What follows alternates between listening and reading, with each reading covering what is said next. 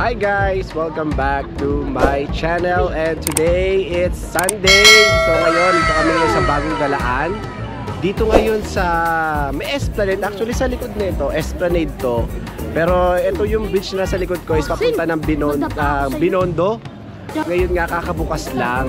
Grabe, may mga bago na naman pasyalan dito sa Esplanade. Bagong kainan, ang ingay ninyo. Okay, may mga bagong kainan pero tignan nyo to ha. Papakita ko sa inyo yung mga kainan dito sa Pasig River Esplanade. Pero tignan nyo to, look guys. Lang ha, ayan.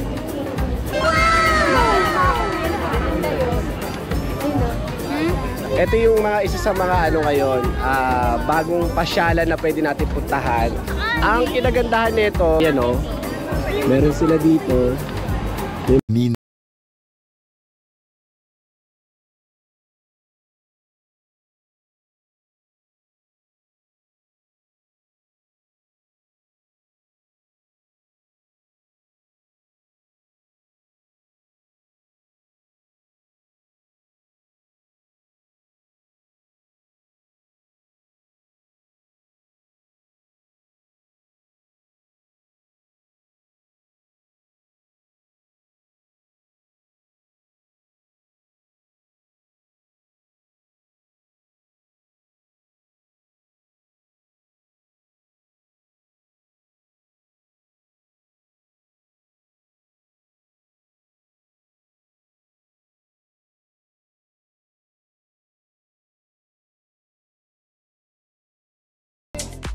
So ngayon guys, andito na tayo ngayon sa Pasig River dito sa Esplanade. So actually karugtong ito ng Esplanade doon sa may pasyalan.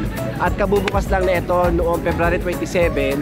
At ngayon pupuntahan natin. Actually itong road na ito is karugtong ito papuntang Port Santiago. So let's go! Ito, isa sa mga pwede nyo puntahan din dyan. So actually hindi pa naman siya tutok ko dito.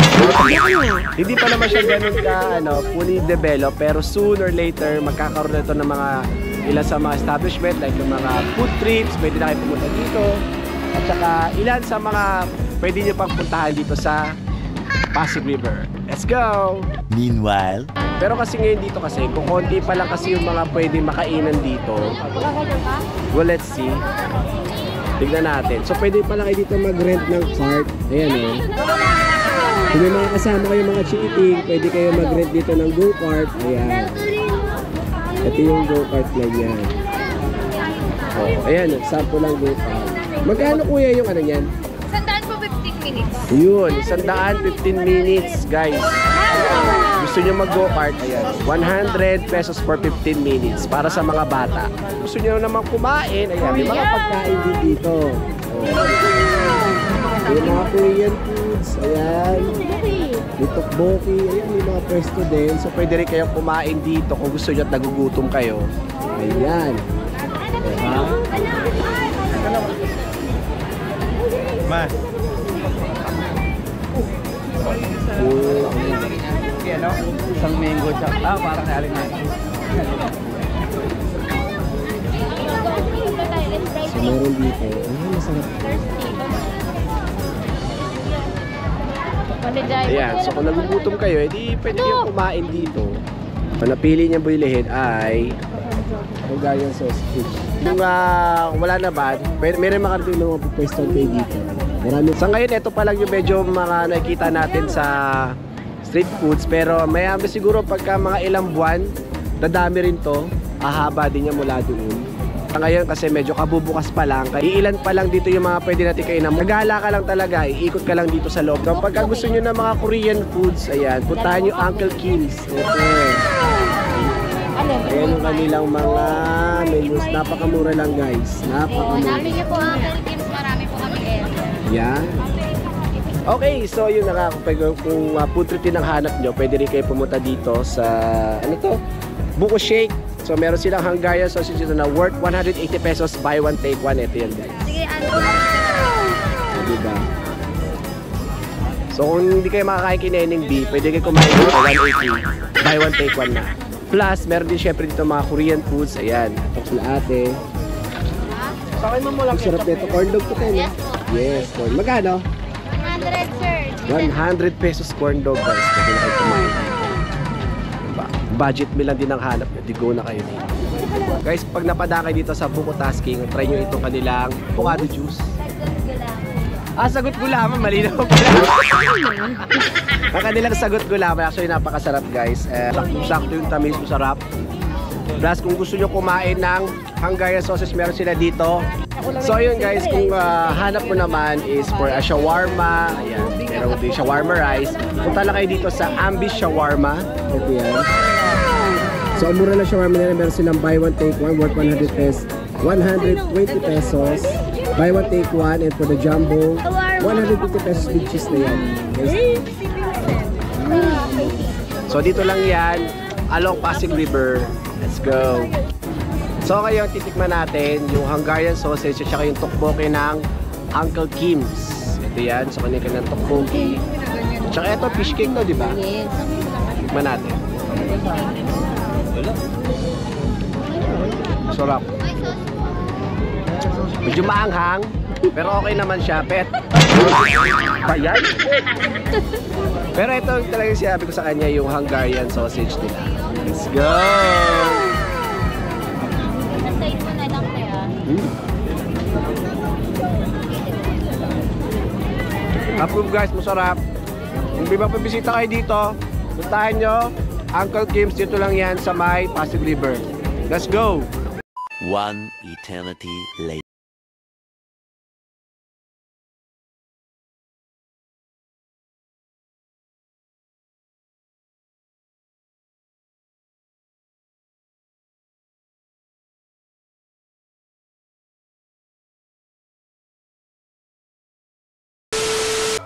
Alright, so ngayon, nandito kami ngayon sa may Esplanade naman. So, after doon sa may kabila, sa may Pasig. Ngayon, ito naman kami ngayon sa may Esplanade. So, medyo maraming tao.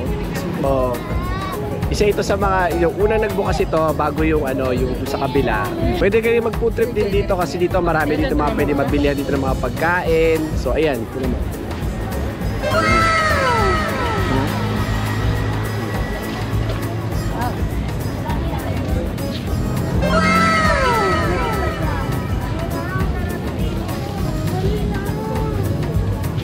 So, Sunday kasi kaya medyo marami tao ngayon, pero most likely pagka mga weekdays, kaya medyo kukonti lang yung mga tao dito. At kung gusto nyo rin talaga gumala with families and friends, pwede kayo pumunta dito sa may Esplanade and sama nyo rin mga gusto nyo isama. At kung syempre magugutom kayo, ayan, may mga makakain dito. Today, ginagawa mo! Dito kami nagkita-kita na kami dito! Dito lang tayo sa Okay, so Noris TV! Teka lang, saan kayo pupunta? Kakain kami! Ha? Okay, good luck! Please subscribe and like Noris TV! Bye-bye! Nagulat ako kahit. Hindi, ayun yung mga kasama ko yung sa Dragon Boat. So, yan. Nagpa-family day din sila. Family din. Oo.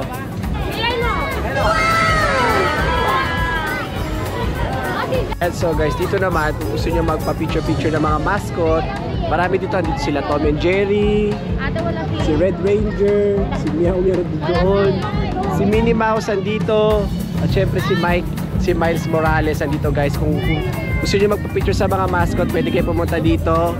Basta bibigay lang kayo sa kanila ng donation. Then picture na yan. So yun na yung mga pwede nyo puntahan dito sa Esplanade. At syempre, hindi pa nga Halloween, dito rin si Chucky. Oh, diba? Meron din kainan sa taas, meron din dito sa baba. Ayan.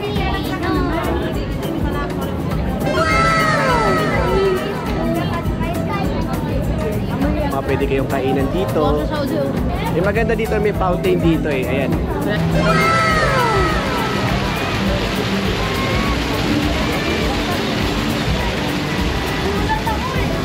Kalablak na dito. So, ginagaya na nila yung sa may, sa Paris. Tapos syempre, kung gusto nyo rin magpa-picture, ayan, meron din dito. Ayan. Picture sa mga mascot. Malaking teddy bear na lang pala to. Panda yan, babe. Malaking panda. Sorry naman. Diba? Ang laki oh. Magalaw kayo. So marami na kayo pwede puntahan ngayon dito sa Manila guys. Hindi na kailangan lumayo. Pwede kayo pumunta dito sa Esplanade, Port Santiago. Ilan sa mga pwede nyo puntahan dito along Intramuros, Manila. Ayan. Share na kayo dito sa Esplanade.